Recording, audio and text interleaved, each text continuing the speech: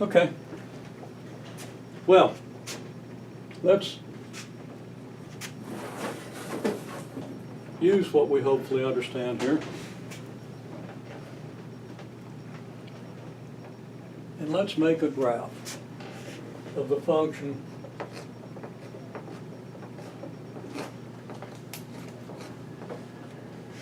y equals 1 over x squared.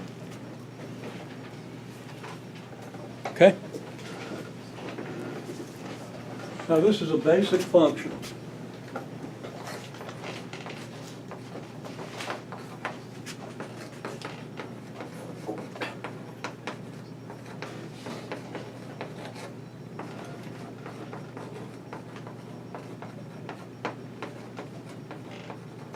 We call it the reciprocal square function.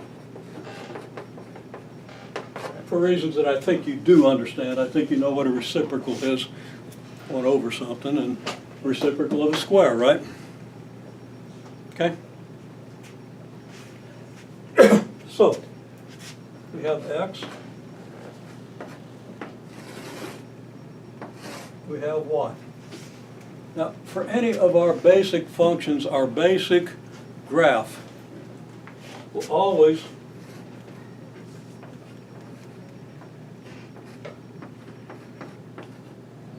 use these x values.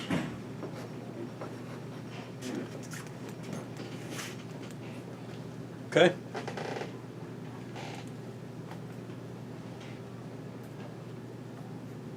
So, I'm going to give you just a minute and write down as many of the y values for this function as you can for these x values.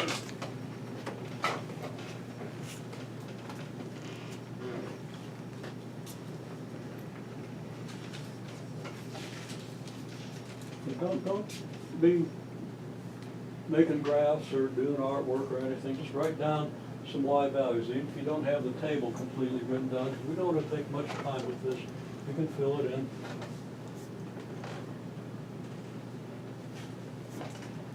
Does everybody get down at least a couple of values here?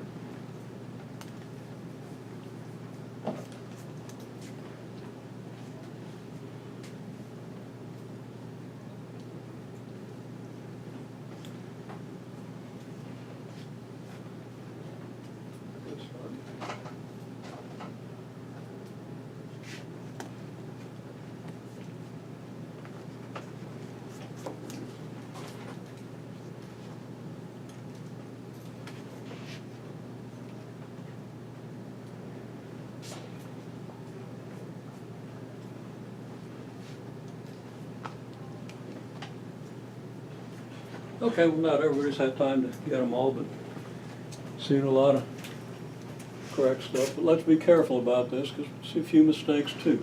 Okay, so x is -2, right? So how do you evaluate y equals 1 over x squared? Well, x is 2. So you're going to do 1 over -2 squared, right? Okay. Now why do I have parentheses around -2? Because it's -2 times -2. Because that's what's being squared, right? And let me make a little note about notation here. -2 squared, if you don't have the parentheses around the -2, well, you have the order of operations.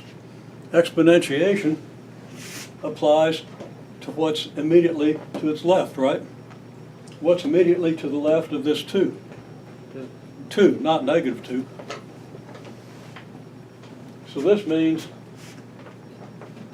the negative of 2 squared, which is -4.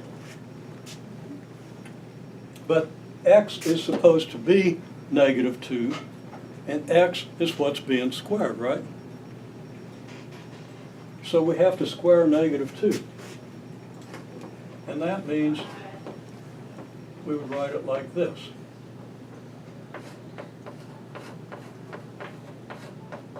And just as you said, it means -2 times -2. That's what it means to square -2. Do you understand the difference? Because that's a real easy thing to slip up on. Even people with a lot of experience will slip up on that every day. Okay, anyhow, that's going to be 1 over negative 2 squared, which is 1 over 4, right? Everybody good with that? Okay, so then we complete this. This will be 1 over negative 1 squared, which is just 1 over 1, which is 1, right? Now what about this 1/2 thing?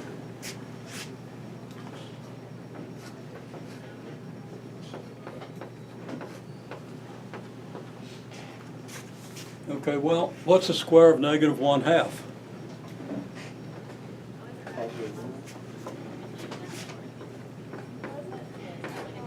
Well, we write it out just by what it means. What does negative 1/2 squared mean? It means negative 1/2 times negative 1/2. And that, if we understand fractions, is 1/4, right? Okay?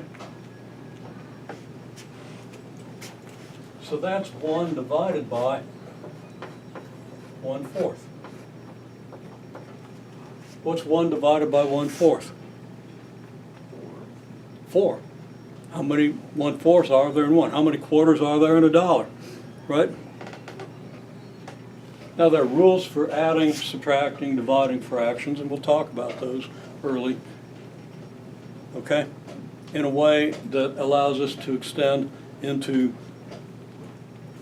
fractions involving algebraic expressions, because that's a big hang-up later in the course. We want to get that out of the way early. Okay? And we'll talk about that soon. So that is 4 for reasons that everybody would understand if they hadn't taught you fractions in 5th grade and then put a calculator in your hand for the rest of your life. Okay? Since you don't necessarily understand that, many of you do, some of you don't, many of you probably don't.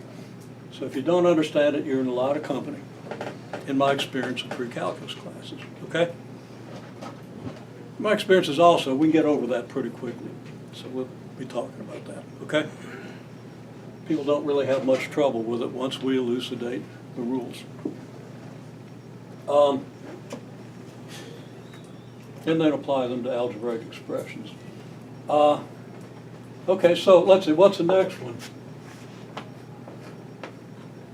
1 over 0, what's that? Undefined. Undefined, meaning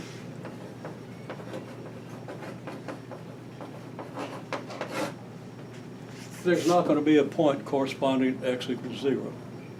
Okay?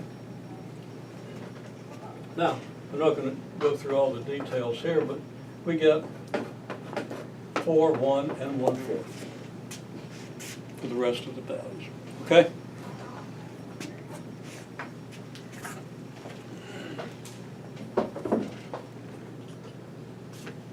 So when we do the graph,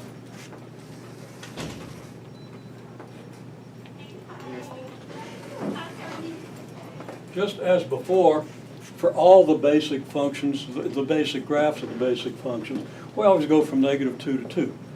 So it's very easy to do that. We put -2 here. We put 2 here. Of course, 0 is right here. So we subdivide this interval into 2 equal subintervals. We get our point for -1. Then we divide this interval in half, and we get -1/2. And then we divide this interval in half, we get 1. Divide this interval in half, we get 1/2. Okay? Then what? Well, we have to have a scale for the y-axis. So what's the biggest number we see? It's 4, right? What's the smallest number we see? Well, they don't get any smaller than 1/4, which is pretty close to 0. So we know we're safe in labeling the y-axis from 0 to 4, right? So up here is 4. And then we cut that interval in half, cut this interval in half, cut this interval in half, and we've got a usable scale. Except, of course, that we've got to graph things like 1/4, right? How are we going to get 1/4? Cut them in half some more. Take this interval from 0 to 1 and divide it in half. That gives us a half, right? So I can label that. And then 1/4 we're going to get if we divide that in half, right? So you can do a whole lot. You can do most everything with these graphs just by getting your big interval and then dividing stuff in half. Okay? Then, okay, -2 gives us 1/4. So there we are. -1 gives us 1.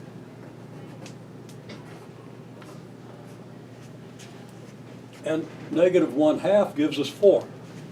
So the graph goes all the way up to here for -1/2. So we got -1/2, 4, 1, 1, and -2, 1/4, -1, 1.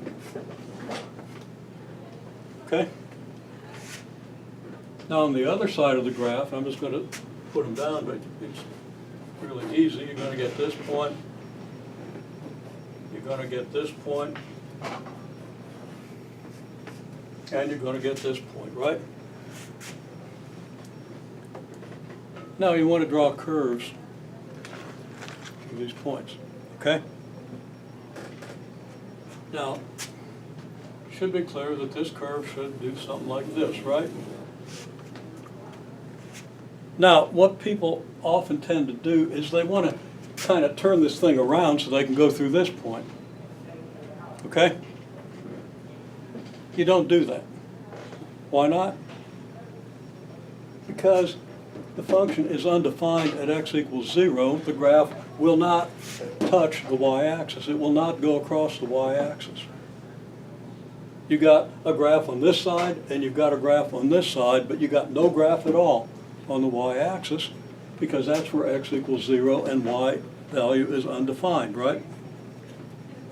So this graph, and if you think about how the numbers work, you don't have to think that hard. It just kind of keeps growing. It's actually an asymptote to the y-axis, and that's a term that you should be familiar with. If not, write down asymptote. Good luck spelling it. And look it up. You really ought to do that.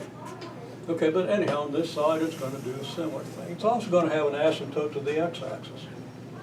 Now, we'll talk about why it has an asymptote, but the main thing I want you to see is that you don't try to wiggle around and get back to this point when you're over here, because you're not going to cross the y-axis.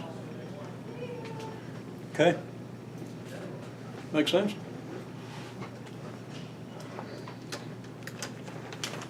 Okay. Now, as I say, there are roughly 5 functions that you have to know. And we don't have time to do the other thing, but it's really easy. And there are these things called inverse functions, or inverse relations, where we just take the table and reverse the columns, and now the x is what the y was, and the y is what the x is. Okay? So of the less than 2 handfuls of graphs, at least a few of them are just what you get when you reverse columns. Okay? So there aren't that many. And I'm going to ask you, as part of your homework for next time, to make tables for most of them, for about, probably 4 or 5 different functions. Okay? And then I'm going to just see how you do. If you do a good effort and make some mistakes, that's okay. I'm pretty forgiving early in the semester, but then I'll give you some feedback and tell you, and I'll take a look at that before we have class so I know what people need to hear, right? So the homework needs to be in there. And I'll get that posted pretty quick.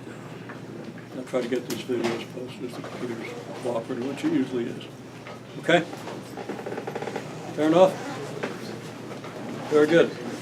Look forward to seeing you next time.